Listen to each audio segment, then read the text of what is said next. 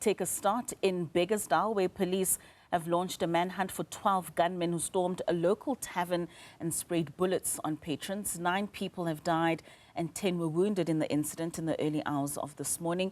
Newzroom Afrika's Ngobile Madlala is tracking that story for us and joins us live from Bekkersdal. Ngobile, a very good morning to you. Not so much of a good one for the people of Bekkersdal. What do we know so far with regards to what police are uncovering with regards to what happened in the early hours of this morning? Well, Katleho, at this very point, as you can see there, that's forensics just going inside. They're about to collect a number of bodies. So this morning, we're told that some gunmen walked into this area. This is where the tavern is. So if you look at that car, the forensics car, just on the left of that, you'll see there's quite a number of forensics people. So that's where exactly the tavern is, where the incident took place. We are told currently that inside that tavern, there's about 3 bodies that are inside. So they opened fire inside the tavern, but it's not only inside the tavern that they opened fire to. If you just look at the forensic car again, you'll see that it's going further down. So on the right-hand side of it, there's actually a car where there were 2 people that was shot that were actually inside that vehicle. And we were told that when they came out of the tavern, that's when they shot at those people that were inside, which makes it to about 5. There is another person that was shot at, and that is an Uber driver or an e-hailing driver who was actually driving past, and he was then shot at. He would make the 6th person that was shot at the time. Then we also saw that about 3 of those people that were actually shot at were then attended to the nearest clinic, and unfortunately they lost their lives. So that's about 9 people that were shot at the time. There's others also that are still being attended to with regards to the hospital, but currently that active scene just taking place right in front of us. There's actually forensics that's still on the ground, still trying to get as much details as possible. We know that the police have to get some of those coils so that they're able to take it for ballistic. Now, that's very important because that usually is able to give them details with regards to whether the gun is one that is licensed, but also who it belongs to. So we've seen that process take place. Forensics have been able to take all of that. Currently, they are, of course, going to be collecting more bodies, as we know that there are 5 bodies that are currently here. And at the same time, we know that the community has come out now to sort of get details as this happened in the morning. Also, you know, these scenes will sort of get a lot more onlookers that would be interested in finding out details around the story, so we can see the community that has also come out. But at the same time, what we know about this area, Katleho, is that there has been an incident in the tavern shooting in the past, not far from here. It's about 2 months ago. We're told that there was a bit of a quarrel that had taken place at a tavern. One man then took out a gun and started shooting at the other one. So this incident has taken place here as well. So it's not the first time that they've seen a tavern shooting. But what is also very concerning about this area is that the crime in itself that takes place in this area, we're told that it's mainly contact crime. So murders, attempted murder, those kind of crimes are the crimes that sort of prevail in this area. And that's something that the police are also looking at as they're doing the investigation, that they're quite concerned about because of what is taking place here. And you remember during the festive season, not so long ago, we were also in the north of Johannesburg, which will be Pretoria side and Atteridgeville. You remember that we saw an incident again which had similar elements, so where we saw more people also being shot at and killed, and these communities left really with questions in terms of what is the reason for this shooting. So the police are also looking into that as a concern, and we know that this tavern specifically was a legal tavern, but it also just speaks to the safety of those that go drinking or having fun at night. Just how safe are they, especially during this festive season, because we've seen so many shooting that has taken place. So these are some of the incidents that has taken place that just sort of cause a concern with regards to the safety of the community as well as these taverns' safety. Even though the one we had seen in Atteridgeville as being an illegal tavern, this one is a legal tavern, and unfortunately people have lost their lives really in that shooting, Katleho. And really, I mean, these tavern shootings are seemingly happening more and more, especially during this December festive season. What's the feeling that you're getting from the community on the ground in terms of their own safety and visiting some of these taverns, even though, like you say, this particular one is a legal and licensed outlet? Well, Katlego, I think most of the communities find themselves really in a place where they're sort of pulled apart. As much as they're scared to go to these areas and they want to go have fun, there's also a concern around them talking. So we've got like a whole number of communities that are surrounding us right now, community members, but each and every one of them are really scared to speak out about terms of what is taking place here on the ground. And that in itself tells you just how safe these communities are, especially when it comes to when the lights go off and the cameras go off, then they are left behind. They've got that sense of concern that people who do such things like mass shootings and so on, that they will come for them, which means they not just only feel unsafe on the streets, but they also feel unsafe in their homes.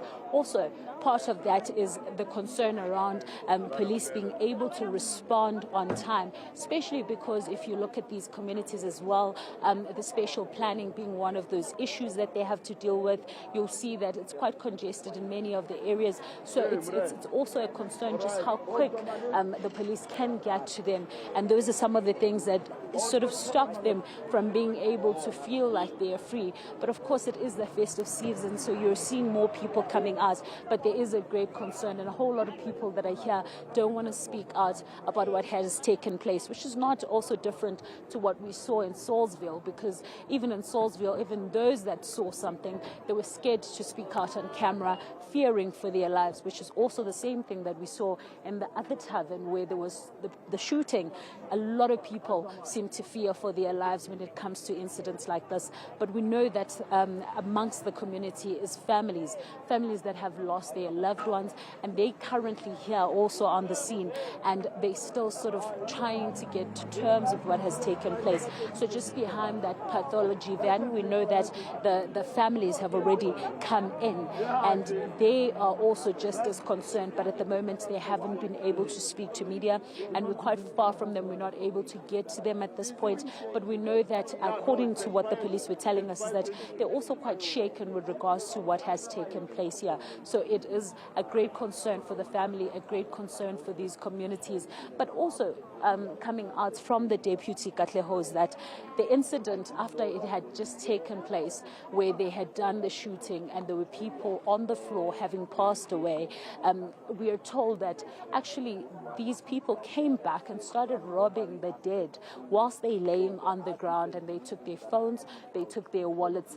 and then they left, which is also just interesting, isn't it, Katlego? It's certainly quite concerning. Do you know how soon after those shootings took place did they come back to rob the dead?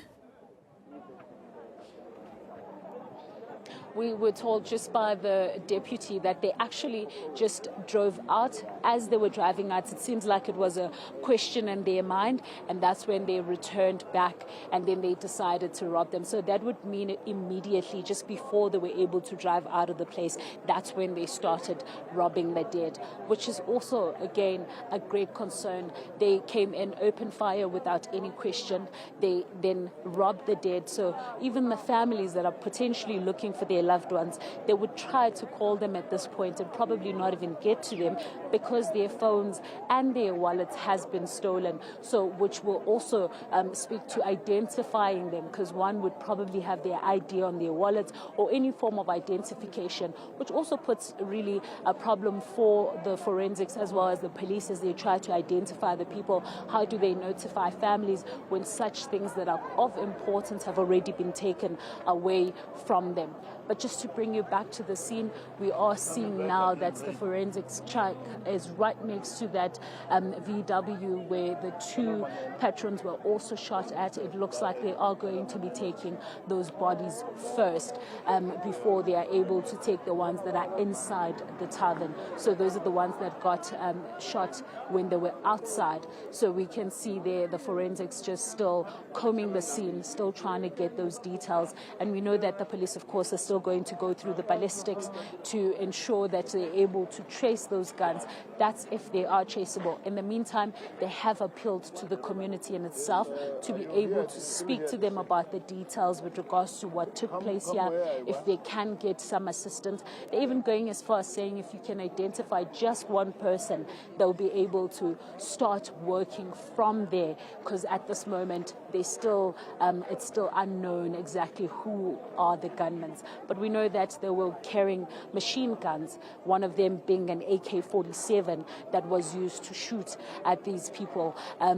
So those are some of the things that the police have already gathered at this point. But they're asking the community to come through, use the WhatsApp line, also use the toll-free line to be able to give details, so that it sort of gives them that identity being concealed, so they don't have to do it in front of everyone, as there is fear amongst the community that these gunmen will come back for them if they speak openly. Nobile, I mean, you did mention that some of those bodies are being removed by the forensics. They're still combing the scene, and we're seeing quite a very active scene with a lot of policemen on the ground. How far is the police station, or do we even know with regards to the police visibility within that area on a normal day? Do the communities and the residents speak of how much police are active in that area? So what we know is that the police station is actually not quite far from where the incident took place. But obviously the response would be quite different, especially because of the fact that the area is an area that is more of an informal settlement. So trying to maneuver or to get in is also one of the issues that they deal with. But we do know that the people were able to call the police station, and the police station was able to respond in a couple of hours. But what was also interesting is that there was Shanela that was taking place on the nearby. So the police were actually in and around the area, which made it even more effective for them to be able to come on the ground. So most of the teams that you are watching right in front of you, Katleho, were the people that were actually on Shanela operations. So they were able to respond quite quickly. But at the same time, you'll know that this incident was quite quick as well with regards to the shooting. They shot, they were able to quickly get away. By the time the police got in, they couldn't find anyone, which is why they were able to ask the resident, asking for them to be able to assist them with regards to the details.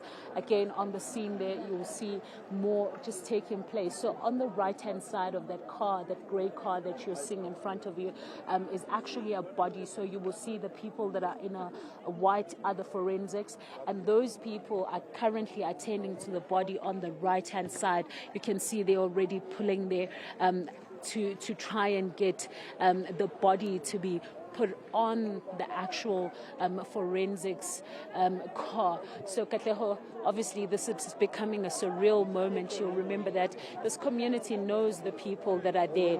This community has probably interacted with some of the people that you see right in front of us, and as they're now preparing to take that body and put it inside the pathology van in itself, becomes an emotional moment for those that are watching, and for those that know these people, and those who have come to the tavern probably who were not even there before, are the people that would be going through their emotions. But we know that also there are families that are behind that could be also watching this as it takes place, which means that it becomes an emotional moment for the families. It becomes an emotional moment for the community as it takes place. But we know that then the police were able to respond as quick as they can, just not quick enough to be able to make any arrest with regards to the ones that had shot. But they are on the manhunt to look into those details. We know that, of course, they're looking at cases of murder